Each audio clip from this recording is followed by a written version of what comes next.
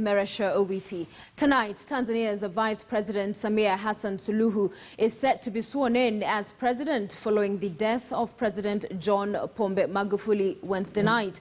Although the actual timing of the swearing has not been announced, multiple media reports in Tanzania indicated the ceremony would happen within the next 24 hours, making Suluhu the country's first ever female vice president. She will serve for the remainder of the 5-year presidential term, which is just about 4.5 years. KTN News Political Affairs' Murimi Mwangi has more for us this evening. The death of President John Pombe Magufuli, who had just been re-elected in the October 2020 general election on Wednesday night, set in motion the wheels of his succession, with his deputy Samia Suluhu Hassan set to take over. Kwa hiyo makamu wa rais anatakana aapishwe mara moja ili kuchukua mamlaka ya rais kutokana na ile ombi lililotokea la kutokuwepo kwa rais kwa maana ya ama kufariki ama sababu nyingine yoyote, lakini kwa kesi hii kwa sababu rais amefariki, mtu atakayefuatia ni makamu wa rais. Article 36(5) of the United Republic of Tanzania Constitution states that in the event of a vacancy in the office of the president by reason of death, the vice president shall be sworn in and become president for the unexpired period of 5 years term.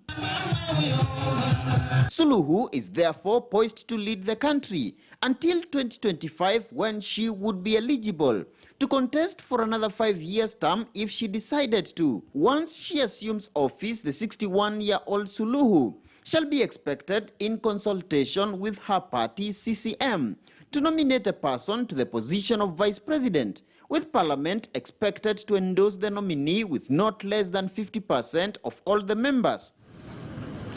So what factors will Suluhu consider in settling on the nominee for vice president? She must continue that pattern in which she came to power. So it is very important that the deputy president comes from the mainland. It's very important that that deputy president does not belong to her faith and belongs to a different faith, and so that the Tanzanians can see each other in the visualization of their republic. East Africa Legislative Assembly member Simon Bogwa says while Suluhu has to enhance the country's political stability, she also has to widen cooperation with all her neighbors. Nimepata nafasi leo asubuhi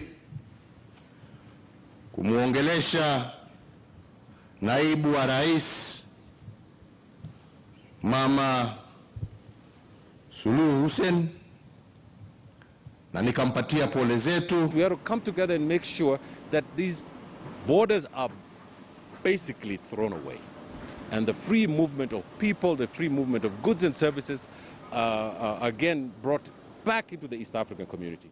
Observers will be keen to see whether Suluhu will continue with President Magufuli's policies, or if she will seek to make a clean break with an eye on shaping her own legacy.